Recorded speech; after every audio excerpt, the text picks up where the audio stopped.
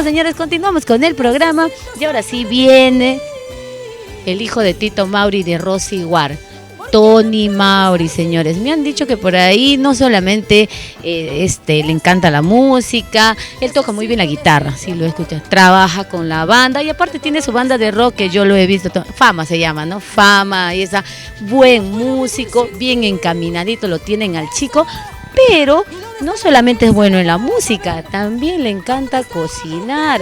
Nosotros, mejor dicho, nuestro reportero en acción estuvo en una reunión y lo ampalló cocinando, parrilladita. Tenemos las imágenes, señores. Bien, vamos a ver al chef Tony, que está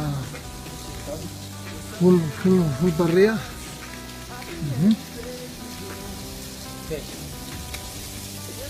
A ver cómo está. Para ver la calidad. Ahí. Está la parrilla ya con su salsita, con su limoncito. Ese es el secreto. Con limón. Ponerle un poquito de limón, solamente al pollo así nomás. Sin nada más, solamente el limón y de ahí está la parrilla. Nada que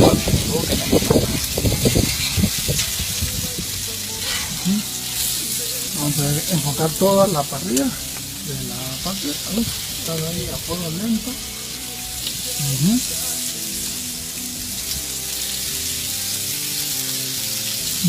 Pueden sentir el olor. Huele rico. Estamos aplicando un nuevo sistema, una aplicación para que puedan sentir el olor a través de la pantalla. Así van a pasar a la vuelta. Así, está en este momento está dando la vuelta al pollito.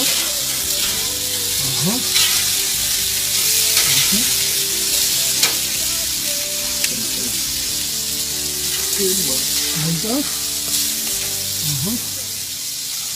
Un pajarito me acaba de contar que la sazón de Tony Mauri es excelente. Ya me imagino por qué lo dice. Porque también otra persona me ha contado que un poquito más y le deja sin comer a la pobre Rosy War. Sí comió poquitito. Yo tengo otro video, reportero en acción. Así es que, qué mal, qué mal. No lo vuelvan a invitar. Rosy War ya sabe, la próxima invítame a mí y no a él. Ya, yo sí, no, yo como poquitito, yo como poquitito.